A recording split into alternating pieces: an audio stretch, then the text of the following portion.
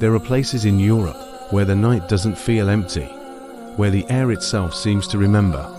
The ruins of Lactis Castle, high on a lonely hill in what was once the Kingdom of Hungary, are one of those places. When the wind moves through the stone corridors, it sounds like voices. Not loud, just enough to make you wonder if someone is still there. In December of 1610, that question was answered. Soldiers, led by a man named György Thurzo, the Palatine of Hungary, rode through the frozen countryside under orders from the king himself. The mission, to investigate one of the most powerful women in Europe, Countess Elizabeth Bathory. The peasants watched from a distance as the riders ascended the hill. No one dared follow them to the gates. The castle had become something of a forbidden place. For months, maybe years, there had been whispers. Servant girls gone missing, the cries that echoed after sundown. But the Countess was nobility.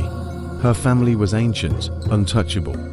To accuse her was to challenge power itself. When Thurzo reached the gates, the soldiers hesitated.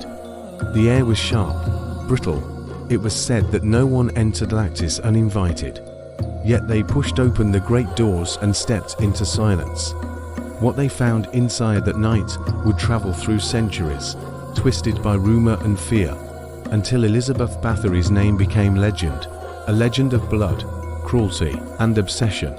But to understand how a woman like her could command such dread, we have to go back to her birth, her family, and the world that made her. Elizabeth Bathory was born in 1560, in the heart of Transylvania, a region of mountains and superstition. She came into the world surrounded by privilege. Her family, the Bathorys, were one of the most powerful in Europe. They had warriors, politicians, even a king among them. Power wasn't a luxury, it was a birthright. From childhood, Elizabeth's life was carefully arranged. Tutors, servants, languages, etiquette. She spoke Latin fluently, studied the sciences, and read the classics. But behind the learning, there was something colder. Her upbringing was marked by strict discipline and rigid expectations. Nobility came with pressure. Never show weakness, never question authority, and above all, maintain control. It was a world still half medieval, where superstition sat comfortably beside intellect. Diseases were blamed on curses, servants lived in fear, and punishment, even cruel punishment, was considered part of order. For someone like Elizabeth, born into that belief, empathy was not a virtue, she was encouraged to learn.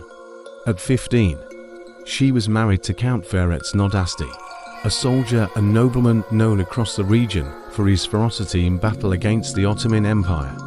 Their marriage was as much political alliance as partnership.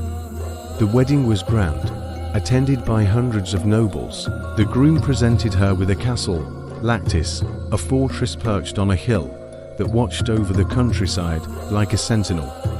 Ferenc was often away at war, and Elizabeth ruled his estates in his absence.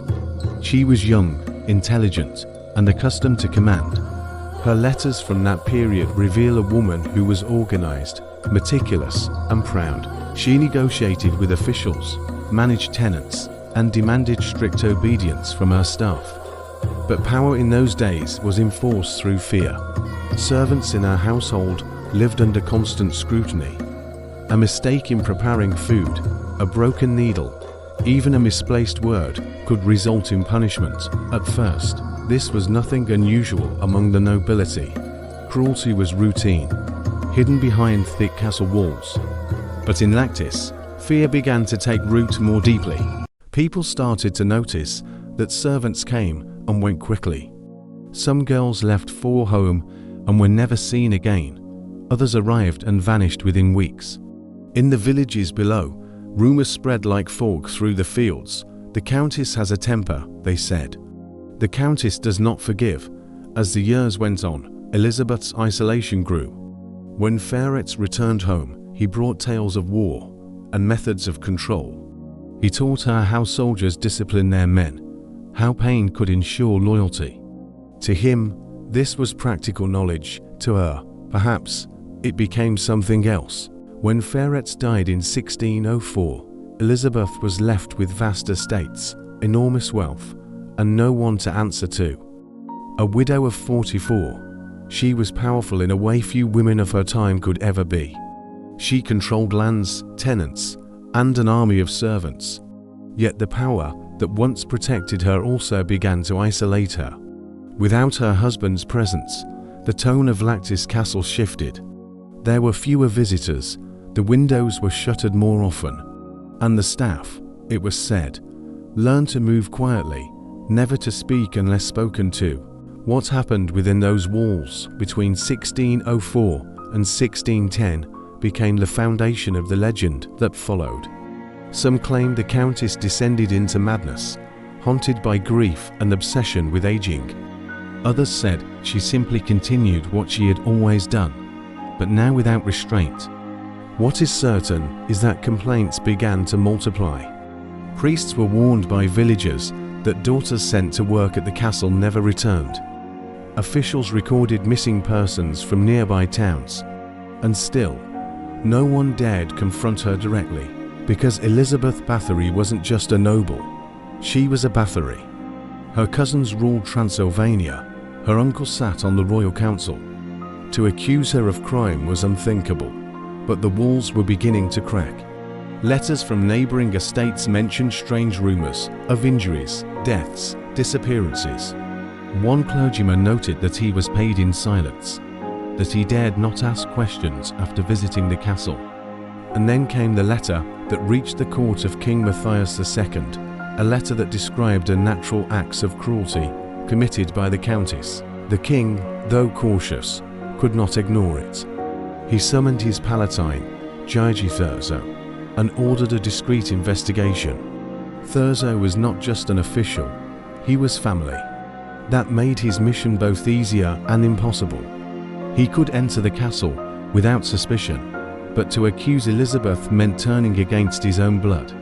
Still, the whispers were too many. Witnesses were gathered quietly, priests, servants, villagers. Their testimonies formed a mosaic of dread. Some said they had seen young women being taken into the castle and never emerge. Others spoke of screams in the night. None could provide proof, but the pattern was too consistent to ignore. Thurzo delayed as long as he could, hoping perhaps the matter would fade. But in December 1610, he could no longer wait. Reports suggested a tragedy had occurred at Lactis itself, that something had happened within those walls that even the loyal could not hide. On the night of December 29th, he rode with his men through snow and silence, torches flickering in the black wind. When they reached the gates, the air felt strange, too still, as though the very castle was holding its breath. What they found would become the stuff of legend, of horror, of whispered retellings for centuries to come. The winter of 1610 settled over the Carpathians like a shroud. 4 weeks before the soldiers arrived, the people who lived beneath the castle swore they heard sounds in the night. A hammer striking metal, the creak of heavy doors, the muffled whinny of horses that never seemed to ride out again. Snow covered everything, even the memory of tracks. The road up to Lactis became so quiet that travelers began to take the long way around rather than pass beneath its looming walls. When Gigi Thurzo and his men reached the gates, the sky had already gone the color of iron. The torches threw long, trembling shadows on the snow. The captain at the front gave a signal, and the great doors groaned open. Inside, the courtyard was half buried under drifts. Smoke curled faintly from one chimney, proof that the household was awake even at that late hour. Elizabeth Bathory was found in her study. The servant said she had been writing a letter, perhaps. She greeted Thurzo politely, with the calm authority of someone used to being obeyed. He read the royal warrant aloud. The Countess listened without expression. "This is absurd," she said at last.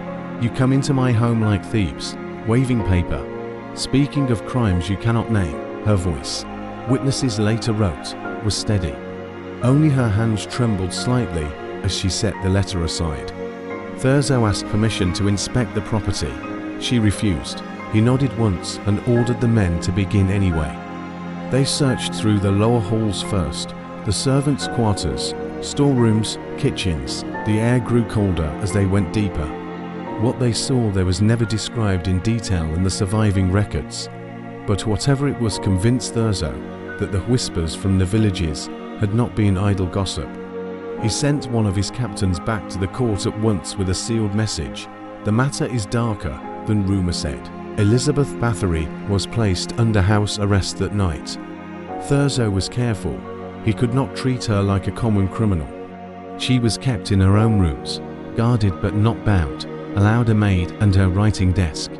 The soldiers took shifts outside her door, while scribes copied everything they found: ledgers, letters, journals.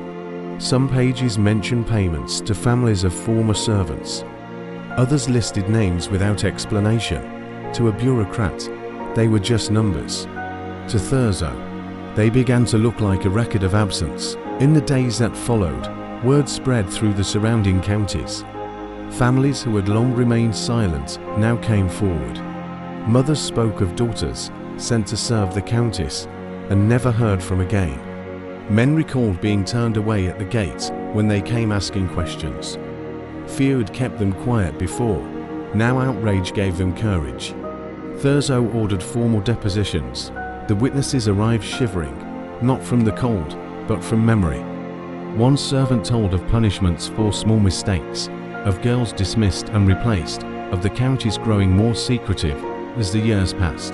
Another described hearing cries echoing through the stone passages at night. Each story added weight to the accusation, yet none gave clear proof. Still, together they formed a picture no one could ignore. Within weeks, the King's Council demanded results. King Matthias owed the Bathory family a substantial debt, one that might conveniently vanish if Elizabeth were found guilty. Politics, greed, and justice became hopelessly entwined. Thurzo knew it. He kept meticulous notes, aware that one day historians might question his motives. Elizabeth herself denied everything. She asked to speak before the king. Her letters from this period, still preserved in the archives of Vienna, show a woman who felt betrayed, cornered, and furious. They invent shadows and call them crimes, she wrote. If they seek to steal my lands, they should at least have the decency to do it openly. Thurzo was torn. He had known her since childhood. He respected her education, her composure. Yet he could not dismiss what he had seen.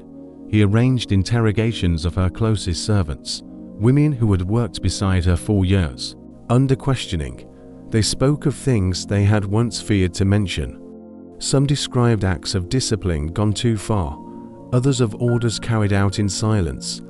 None could say how many victims there had been. Some claimed dozens, others hundreds. Modern historians believe the truth was far smaller, but in 1611 numbers mattered less than fear. The more Thurzo heard, the more he realized he faced a problem that could shake the foundations of noble society. If he pursued a public trial, the scandal would stain every great family in Hungary. If he stayed silent, the king would accuse him of complicity. In the end, he chose a middle path. Elizabeth would never stand before a court, but her name would be sealed in shame. In January 1611, a quiet hearing was held for her servants. 3 were executed, others imprisoned. Their statements were read aloud to a panel of nobles. The countess herself was not invited. She remained locked in her apartments, listening, perhaps, to the faint echo of voices rising from the hall below. When the verdict was delivered, it was less a sentence than an arrangement. She would live out her days confined within Lactis Castle. A small suite of rooms was walled in, so that only a narrow slit admitted food and air. Guards were stationed outside at all hours. Her family kept the estates. The crown quietly reclaimed its debt. Justice, in that world, was a negotiation. From time to time, travelers claimed to see a pale face at one of the castle windows. Some said she still received visitors, priests, relatives, even local officials, though none recorded what was discussed. One surviving letter from a steward notes that the lady remains proud and sharp of mind. Though her strength fades, she continued to write, even when her hands began to tremble. The pages are filled with reflections on faith, power, and the fickleness of rumor. When men fear a woman, she wrote, they call her witch, or worse. Outside the castle, the legend was already forming. Pamphlets circulated across Europe, each retelling darker than the last. In some she was a demon, in others a noble martyr framed by enemies. The truth dissolved in ink and superstition. Thurzo died years later, never fully at peace with what he had done. His private notes, discovered long after, revealed doubt. Whether she was guilty indeed, I cannot say, he wrote. But I have seen what power unchecked can become, and that is crime enough. By 1614, Elizabeth's health had declined. The guards who watched her recorded that she rarely spoke. She would sit by the small window slit 4 hours, staring out toward the valley. One August morning, she did not move when they brought her meal. She had died quietly in the night, the same way the rumors had begun, without witness, without proof. She was buried in secret to prevent desecration. No one knows the true resting place. Some say her family moved the body to a Bathory crypt far away. Others believe she never left the hill where Lactis still stands. In the centuries that followed, storytellers could not resist filling the silence. By the 18th century, she was called the Blood Countess. By the 19th, she had become a Gothic figure, half myth, half ghost, haunting literature alongside Dracula and other monsters born from the same soil. Each retelling added what history had left out, imagined rituals, numbers that defied reason, a mirror for society's fear of female power.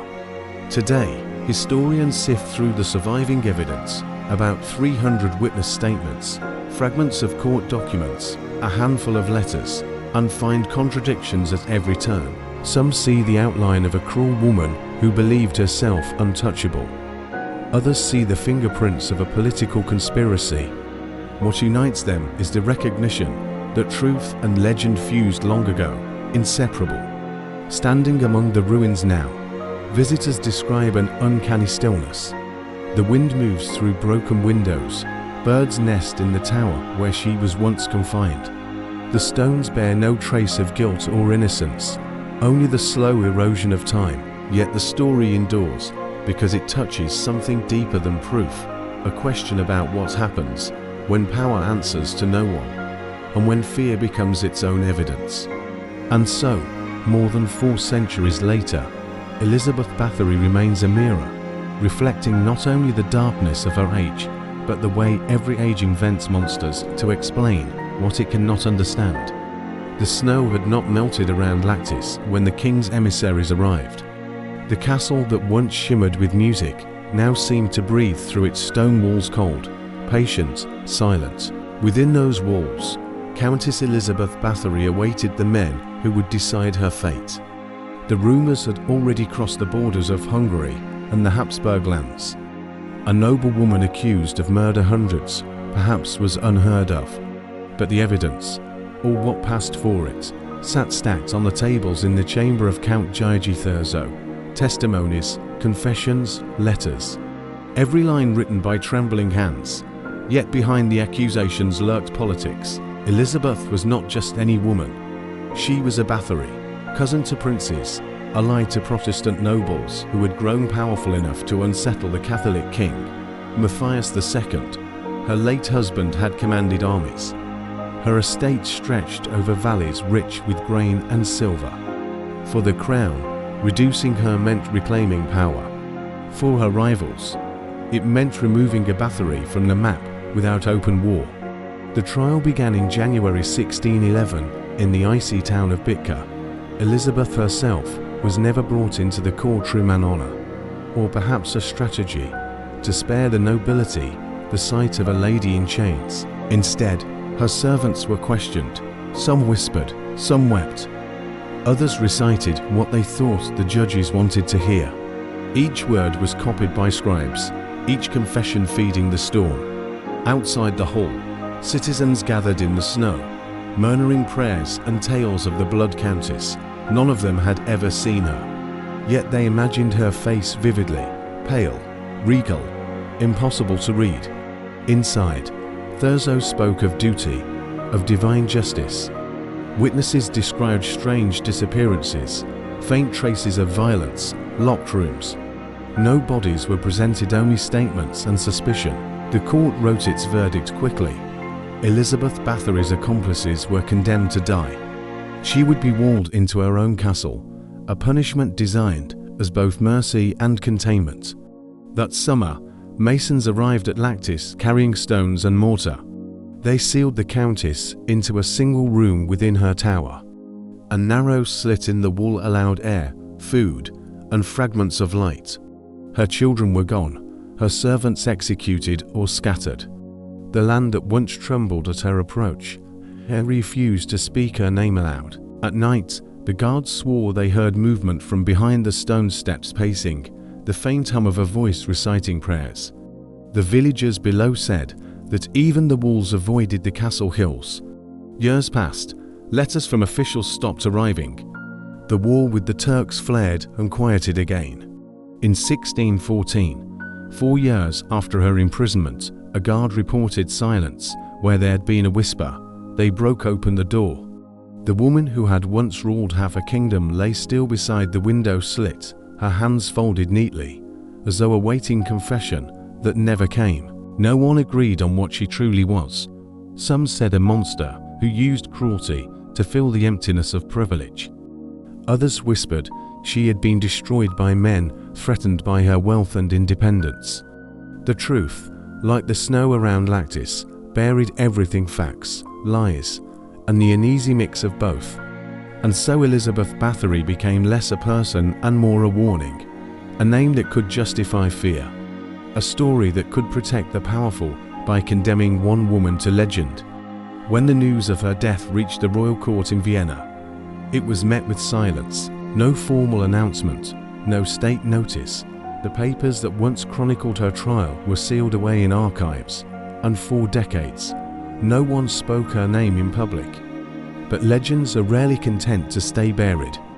Across the Carpathian borderlands, stories began to take shape in taverns and monasteries. They grew each time they were told, twisting, reshaping. The noblewoman in the tower became something darker, less human. A creature who fed on innocence, who bathed in the fear of others to preserve her youth. The facts dissolved, replaced by imagination and superstition. Europe was changing. The 30 Years' War swept across the continent.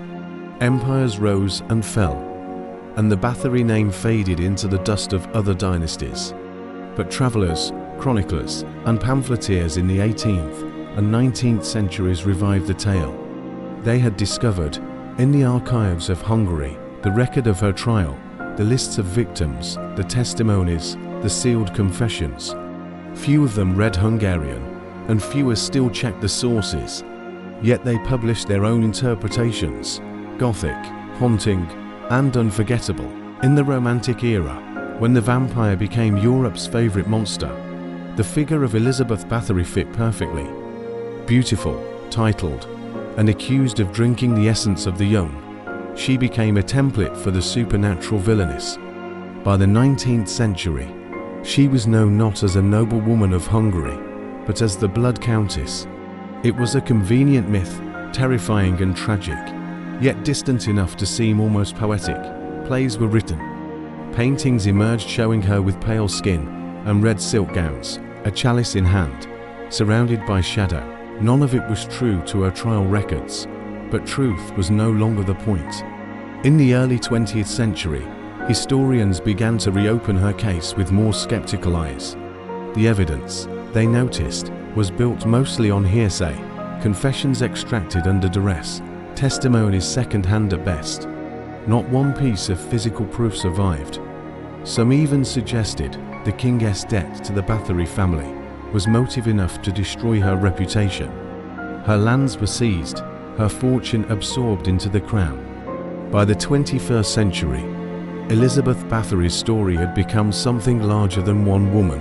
To some, she was history's most prolific female killer. To others, a victim of political propaganda and misogyny in a world where powerful women had few allies. Modern researchers point to inconsistencies, that her supposed number of victims, 650, was exaggerated by clerical error, that many witnesses never saw her harm anyone directly, and that the image of her bathing in blood appeared centuries later, with no trace in contemporary records. The real woman might have been cold, controlling, perhaps cruel in ways the age allowed, but the monster, the immortal predator who haunted Gothic novels, was the invention of those who came after. Yet, even knowing that, the legend still lingers. Tourists visit Lactis Castle, now a ruin wrapped in fog and moss. Locals claim the stones hum faintly at night, carrying whispers of prayers or regrets. Historians stand where her tower once stood, staring into the valley where wind still carries her name. Elizabeth Bathory died over 400 years ago, but the questions that surrounded her have never fully settled. Was she the architect of unimaginable horror or the victim of it? Was she a woman destroyed by her power, or a mirror reflecting the fears of men who could not control her? The truth lies somewhere between myth and history, between what can be proven and what can only be felt. And perhaps that is why her story endures, because every generation needs its monster, and every monster, somewhere deep within its legend, carries the faint heartbeat of the human truth that created it. The camera lingers on the ruins of Lactis Castle.